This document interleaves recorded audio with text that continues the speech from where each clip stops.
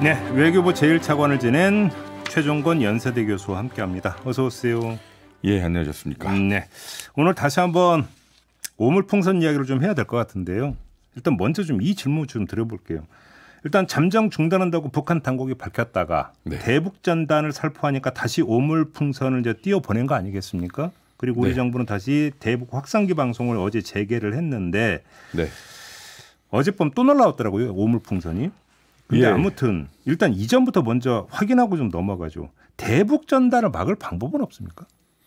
이건 적극 행정하면 돼요. 적극 행정. 예, 무슨 뜻이냐면 그러니까 이게 보시다시피 23년 9월에 소위 대북전단 금지법으로 불리는 남북관계 발전법 24조 1항 3호가 위헌 결정이 난 거 아니에요. 맞아요. 소위 예. 표현의 자유를 침해한다는 이유로요. 그러면 23년 9월에 위헌 결정이 난 이 법이 있기 전에는 우리 정부가 대북 전단 살포를 한 번도 막지 않았는가라는 질문을 던질 수밖에 없겠죠. 관련된 법이 있어요. 첫 번째는 경찰관 직무집행법이 있고요. 네. 두 번째는 공유수문법, 그리고 심지어는 항공안전법 이런 것들이 있습니다. 경찰관 직무집행법은 무엇이냐면 어떤 특정 장소에 모인 사람, 사물의 관리자, 그밖에 여러 관련된 사람들이 안전의 위해를 느낄 때 경찰관이 공공의 안전을 확보하기 위해서 그 안전의 위험을 초래하는 행위를 막을 경찰관의 직무법이 있고요. 네. 또 공유 수면, 그러니까 이를테면 바닷가 네. 아니면 강가에서 정당한 사유 없이 오염물질을 버리는 행위를 금지하는 것인데. 강화도에서 이래서 예. 쌀 보내고 할 때. 예, 화면이 많이 그 영상이 많이 돌아다니긴 하던데 그게 사실 뭐 쌀이 들었다 있다 한들 페트병을 이렇게 바다에 투척하는 행위는 그게 오염 행위로 인식될 수 있지 않겠습니까? 네, 네. 또 한편으로는 뭐 초경량 비행 장치라는 것이 있는데 무게 12kg 이하 이런 것들을 사용할 때는 국토부 장관에게 미리 신고하게 되어 있는 항공안전법이 있습니다. 그러니까 이게 적극적으로 그간에 갖춰져 있는 법안을 사용하면 되는 거고요. 뭐 재난관리법인가 모두 있다면서요. 네. 그래서 재난이 예상이 될 경우는 그렇죠. 행안부 장관이나 지자체장이 예방할 수 있다. 뭐 이런 것도 있다고 하더라고요. 대북전단 안에는 뭐 여러 가지 말로 표현할 수 없는 것들이 있지만 뭐 USB도 있고 뭐 1불짜리 지폐도 있다는 거 아닙니까? 이런 물자의 북한 반출을 위해서는 통일부 장관의 승인을 얻어야 된다라고 하는 교류협력법 13조도 있습니다. 예. 막고자 한다면 막을 수 있을 거라 생각합니다. 의지의 문제다. 정부 의지의 문제. 예. 법령의 문제가 아니라 네. 이런 거고. 근데 뭐 어차피 통일부에서는 표현의 자유 아니냐 이런 거잖아요. 입장이. 예, 근데 그 위헌 결정의 취지문을 다시 한번 읽어봤으면 좋겠네요. 형벌로 다스리는 것이 그걸 문제 삼은 것이지 예. 접경 지역의 국민의 안전과 평화 통일 지향 등등의 입법 취지는 합헌한다라고 했거든요. 알겠습니다. 그 점 좀 확인을 하고 아무튼 우리 정부의 대응은 대북 확성기 재개였거든요. 네. 자, 일단 저는 궁금한 게 대북 확성기에 대해서 북한이 어마어마한 알레르기 반응을 보인다. 네. 되게 민감해한다. 이런 보도 많이 나왔잖아요. 네. 맞습니까? 그걸 어떻게 팩트를 체크합니까? 예. 사실 우리 측의 일방적인 주장일 수도 있는 것이고 예. 사실 논리적으로 이런 질문은 가능하겠죠. 대북 확성기를 많이 틀면 예. 그쪽이 알레르기 반응을 일으키는 이유가 소위 내부 동요가 온다는 거 아닙니까? 그렇다면 거기에 대한 객관적 증거로서 북한의 접경 지역, 소위 북한 그 병사들이 예. 우리 쪽으로 많이 귀순하거나 아니면 거기 주민들이 우리 방송에 동요돼서 귀순해야 되는데 방송이 없었을 경우에도 왜 그들은 귀순하고 그러니까 방송을 듣지 않아도 귀순하는 경우가 있기도 할 뿐만 아니라 역설적으로 방송을 듣고 귀순하였던 사람들이 얼마나 많은지 그 집계를 우리가 알 수가 없어요. 근데 아니 그 이거저거 떠나서 아무리 출력이 좋다 하더라도 그 확성기 소리가 가서 닿는 데는 물리적인 한계가 있잖아요. 네. 결국 접경 지역으로 한정이 될 거 아닙니까? 맞습니다. 그러면 지금 그 북한이 어떤 대남 접경 지역에 주민들이 많이 살고 있나요? 그렇지는 않습니다. 예를 들어서 우리 측 주장에 의하면 예. 우리 확성기가 짧게는 10km, 길게는 30km까지 간다는 거 아니에요? 도달 거리가. 예. 그러면 파주 지역에서 틀면 개성 시내에서 들려야 되는데 네. 첫 번째 들리느냐 안 들리냐는 차지하고 나서라도 그 지역 주민들의 동요가 있느냐 없느냐를 파악할 수는 우리 측의 입장에서 상대적으로 쉬워요. 그런 경우는 없었다고 저는 알고 있고, 두 번째 이 포천, 연천, 철원 앞쪽에 있는 그리고 양구, 인제 앞쪽에, 그러니까 북쪽에 있는 지역에는 북한 군인들이 주로 북한군에 혹시 동요를 유발한다 뭐 이런 걸까요? 근데 거기 주민들이 별로 안 살고 있는 것으로 알고 있어요. 예. 그럼 마지막으로요. 대북 확성기 방송을 틀어서 저쪽에 군인들이 많이 넘어오면 우리한테 좋은 것입니까? 예. 그거는 한번 따져볼 필요가 있겠죠. 무엇이 좋은지.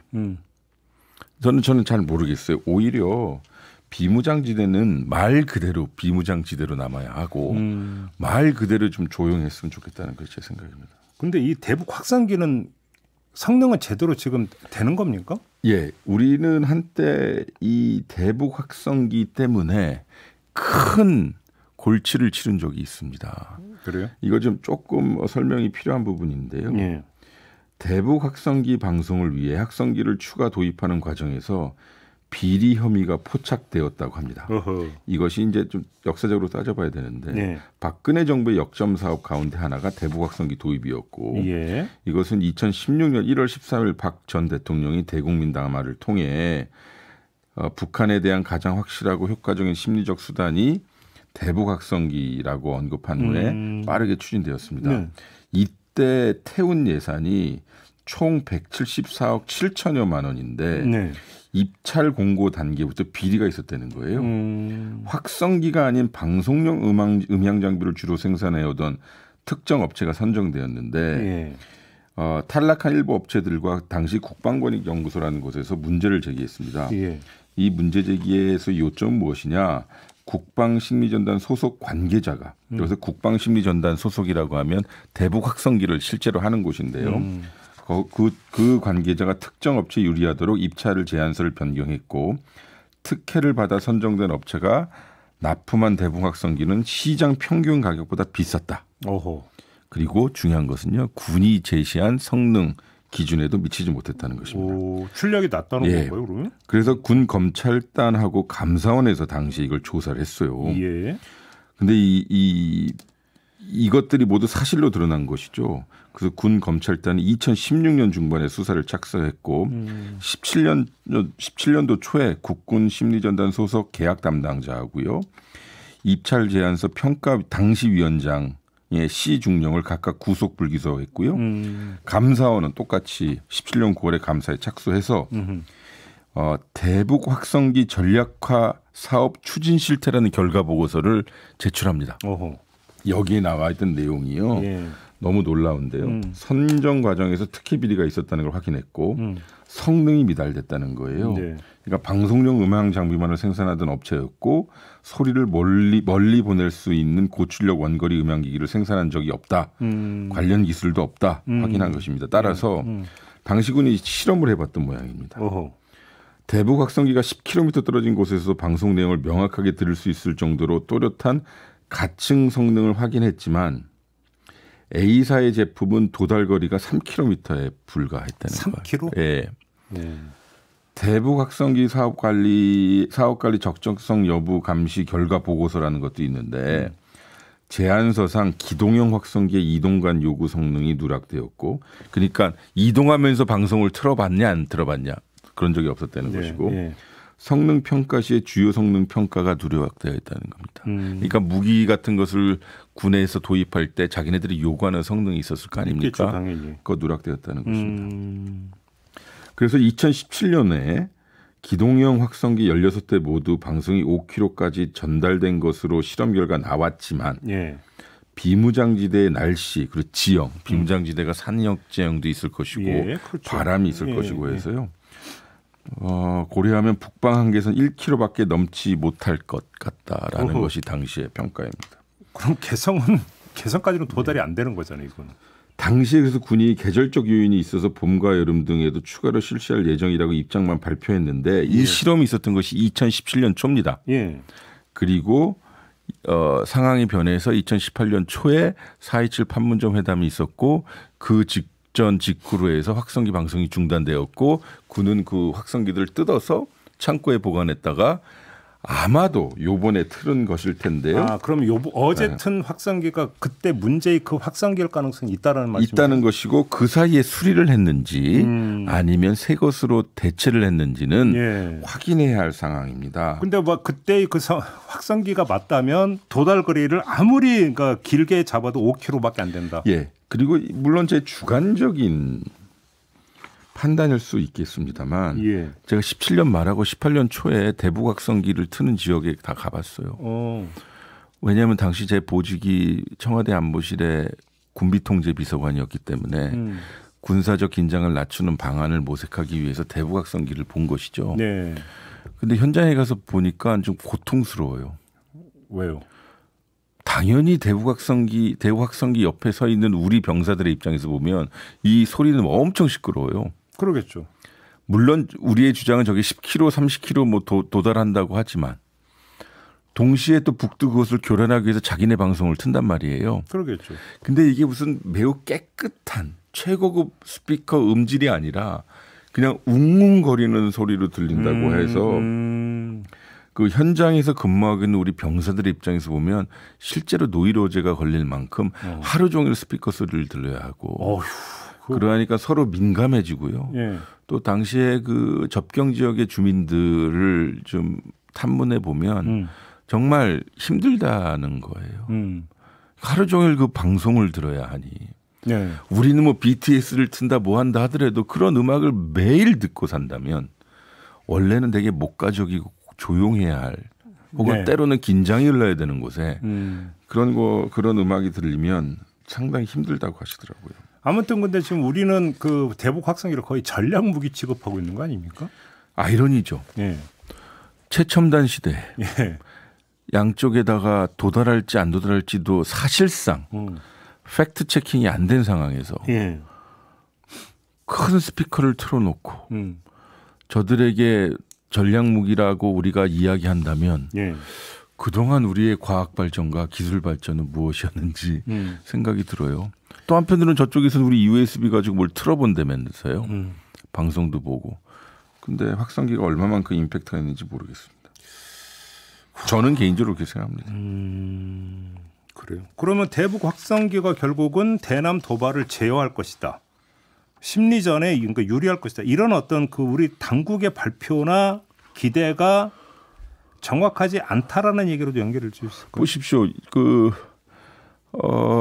북이 최초로 소위 오물풍선을 부양해서 우리 쪽에 보냈고요. 예.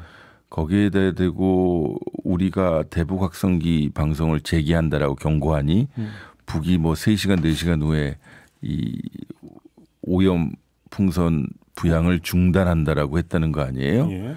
그러고 나서 우리 언론 지형에서는 역시 대북 확성기 방송 재개가 효과가 있었다라고 했지만 북한이 두려워한다는 거죠. 그 사이에 우리 또 시민단체들이 이런저런 것들을 북에다 보낸 거 아닙니까? 네. 그리고 또 왔어요. 요번 주말에. 그리고 김여정 부부장이 요 밤사이에 내보낸 자기의 메시지를 보니 첫 번째 왜 자꾸 보내느냐. 예. 두 번째 우리가 요번에 보낸 것은 휴지들이었다. 정치적인 거 하나도 아니었다. 그래서 대북 재개 방송과 대북 전단지를 계속 보낸다면 예. 자기네들 다른 방식으로 대응할 것이다. 그 새로운 대응을 얘기를 했던데. 그렇죠. 새로운 대응이죠. 예. 그 뭘까요? 그걸 제가 어떻게 할 수 있을까요? 다만 바라는 것은 좀 서로 강대강의 국면, 이 강대강의 국면으로 가다 보면 우리들이 어디로 가는지 잘 모를 수 있거든요. 그렇죠. 그런 쪽으로 좀 안 갔으면 좋겠어요. 예.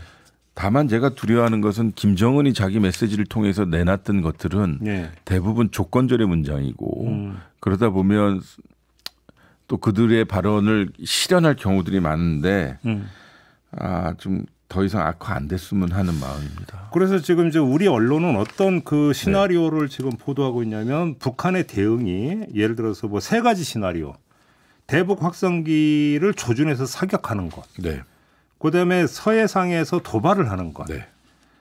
그다음에 사이버전을 전개하는 것. 네. 뭐 이런 시나리오를 이야기를 하더라고요. 현실 가능성은 어떻게 보십니까? 다 있죠. 다 네. 있죠. 예. 근데 이게 보면 북한도 지금 이 국면에서는 우리가 한 것에 대한 맞불입니다. 예를 들어 오물풍선을 보낸 이유도 우리 쪽에서 네.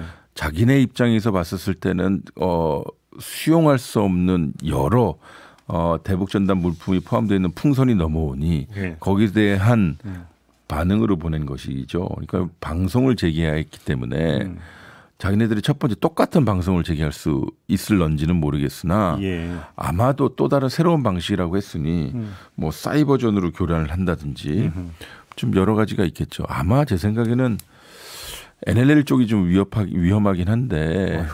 예. 거기서 또 충돌이 있으면 안 되잖아요. 근데 총을 쏘고 포를 쏘는 방식은 너무 예전의 방식인지라. 예. 사실 지금 북한이 오물풍선 보낸 것도 우리 국민의 입장에서 좀 새롭고 의아한 것이지 않습니까? 예. 그러니까 좀 사이버 이런 것들이 좀 제 눈에는 확 띄긴 한데 한 가지 제가 말씀드리고 싶은 것은 여기 상암동에서 우리 접경 지역까지는 자유로를 타고 가면 30분에서 40분밖에 안 걸려요. 금방이에요. 예. 근데 거기서는 보면 강화, 파주, 포천, 연천, 철원, 인제, 양구, 고성까지 여전히 접경 지역에 우리 국민들이 많이 사시거든요. 예, 예. 그분들은 이제서 전쟁의 공포에서 살고 계시는 거예요. 그분들은 우리 국민 아닙니까? 당연히 우리 국민이죠. 예. 근데 왜 서울 한가운데서 우리는 안락한 곳에서 이렇게 전쟁과 무관한 사람들처럼 정책을 펴는지 모르겠어요. 자, 여기서는 좀 정리를 해보죠. 그러면 우리 정부가 뭐 하고 있느냐라는 이야기가 지금 나오고 네. 있어요. 근데 두 갈래가 나오고 있습니다. 네. 하나는 어차피 북한의 지금 오물풍선이 대응 차원이라고 한다면 대북 전단 살포를 좀 막아야 되는 거 아니냐. 네. 그러니까 탈북민 단체를 설득을 하든 네. 아니면 아까 그 교수님이 진단한 것처럼 다른 법적 근거를 가지고 막든지 간에 네. 원인이 여기에 때문에 이거를 어떤 원천 제거하는 게 일단 근원적 해결책 아니냐는 일단 주장이 하나가 있어요. 네. 근데 지금 이거는 안 하는 것이냐 못 하는 것이냐의 문제잖아요. 근데 지금 정부는 안 하고 있다고 저는 보시면 안 하고 있다고 보고요. 예. 이것이 결국은 한 걸음 더 들어가 보면 네. 정말 비참한 일입니다. 우리 모든 국민들이 지금 겪고 있는 것인데 이건 제가 작심하고 드리는 발언인데 일부의 극단적인 예. 그리고 원한을 강하게 가지고 있는 개인과 단체들이 대한민국의 국가 안보를 지금 좌지우지하는 거나 마찬가지입니다. 즉 그러한 단체들이 예. 접경 지역에서 전단지를 보내고 그리고 어떤 페트병을 살포하는 행위는 이 모든 것들의 원인이 되고 있는 것이거든요. 그냥 위헌, 표현의 자유, 또 법리적인 공방을 떠나서 그들의 행위가 문제가 있는 것이고요. 그런데 탈북민 단체 입장에서는 그것이 자신들의 존재 이유이고 활동의 목적이다 이렇게 생각하고 있는 거잖아요. 저는 그거는 뭐 그대로 인정은 하되 예. 그들이 대한민국의 안전을 담보합니까? 대한민국의 안전과 평화를 담보하는 것은 대한민국 국민이 선출한 정부 아닙니까? 예. 그럼 정부는 이 오물풍선 대응을 위해 앞서 말씀드린 것 같이 적극 행정을 해야 되지 않겠습니까? 알겠습니다. 두 번째는 네. 왜 격추 못 시키냐. 날아오는 거 좀 격추 좀 시켜라. 이 얘기 지금 주장 나오고 있거든요. 예. 우리 지난주에 잠깐 언급을 하긴 했습니다만 예. 이게 현실적인 얘기라고 보세요? 저는 그게 이제 오늘의 현실이에요. 예. 정말 북한과 우리 사이에 네. 긴 바다나 넓은 사막이 있다면 신나게 쏠 수 있겠죠. 네. 그런데 우리나라는 특히 경기도 지역은 소위 도시화가 많이 되어 있잖아요. 그리고 사람 안 사는 곳이 없을 정도로 그럼 거기다 총을 쏜다 치면 명중률이 100%이겠습니까? 두 번째 그것을 격추시킨다 한들 그 안에 무엇이 들어있을 줄 알고요. 근데 관련해서 어떤 정치는 방송에서 좀 전하기 좀 거시기한데 하여간 뭐 그런 거 있잖아요. 찍어봐야 봐서는 이런 비슷한 이야기 하면서 아니 들어있는 거 뭐가 있는지 알지 않냐 이렇게 이 주장을 하던데요. 근데 여기서는 만일의 가능성을 염두에 둘 수밖에 없다 이 말씀이신 거잖아요. 그렇죠. 아니 이게 오다 들으니까 광화문에도 떨어졌다고 하는데 네. 아니 그러니까 이게 뭡니까? 정부의 입장에서는 국민들이 좀 불안하지 않게 살아야 되는 거 아닙니까? 네. 이게 소위 그들이 이야기하는 진짜 안보입니까? 진짜 평화가 이렇습니까? 그러니까 아무튼 그러면 정부는 탈북민 단체를 막지를 않고 있어요. 근데 막지 않고 이렇게 되면 강대강 대치는 계속 네. 에스컬레이터 돼가지고 더 수위가 올라가는 거 네. 아닙니까? 그러면 정부가 이걸 불사한다. 내지 그런 것들을 오히려 유도하고 이렇게 봐야 되는 겁니까? 유도 뭐 정부의 입장에서 를 유도한다라고 뭐 의도를 가지고 하겠어요. 다만 보관이 없는 거죠. 대책이 없다. 예, 왜냐하면 문재인 정부에서 이들 단체를 막았을 때 예. 그들은 야당으로서 우리를 상당히 비판했거든요. 네. 근데 지금에서 똑같은 우리의 입장이 되었는데 하자니 이거 구면스럽고. 과거에 이제 예. 했던 말이 있기 때문에 예. 입장이 있기 때문에 예. 아니 그거는 그건데 지금 문제는 이게 지금 접경지 주민들의 안전 문제하고 직결이 되는 거잖아요. 아 그러니까 말입니다. 한 가지 예로요. 2015년도인가로 제가 기억을 하는데요. 예. 그 당시 경기도에서 취한 조치가 의미가 있어요. 즉 제가 말씀드리는 그때 것은 이재명 지사 시절이고요. 예. 김동연 지사도 몇 번 이번에 언급했던 게 나오긴 하던데요. 경기도는 당시에 접경 지역 일부를 위험구역으로 지정했답니다. 그러니까요. 이게 도지사가 할 수 있는 건가 봐요. 예. 그래서 대북 전단 살포자 출입 자체를 금지했고 그리고 풍선에 실려 보내는 전단지 바다에 띄어보낸 페트병 등도 엄격한 환경 오염의 원인이라고 하면서 예. 폐기물 관리법, 경찰 직무집행법 그리고 경찰 직무집행법, 해양 환경 관리법, 공유수면 관리법 등을 거론하면서 소위 지방행정에서 했다는 거예요. 그러니까요. 이쯤 되면 지자체에서도 나서야겠죠. 그러니까요. 시민들의 온전한 일상이 지금 파괴되고 있는 것입니다. 알겠습니다. 결국은 정책 수단의 목적이기보다는 문제이기보다는 정책 의지의 문제다 이렇게 봐야 되겠네요. 예, 결국은 대북 확성기가 됐든 어떠한 심리전, 그러니까 제가 안보학자의 입장에서 보면 남북 간의 심리전은 필요해 보입니다. 특히 우리 측이 북한에 하는 심리전은 예. 도덕적으로나 내용적으로 우선이니까요. 다만 북한 주민의 마음에 영향을 주고자 하는 심리전의 가장 효과적인 것은요. 남북 접촉입니다. 알겠습니다. 네. 그걸 오늘의 결론으로 내리죠. 예, 그리고 우리 정부가 북한에 대해서 대화를 재개하자고 한다면 국제사회는 찬사를 보낼 것입니다. 알겠습니다. 자, 이렇게 마무리하겠습니다. 최종건 연세대 교수와 함께했습니다. 수고하셨고요. 저도 물러가겠습니다. 고맙습니다. 네, 고맙습니다.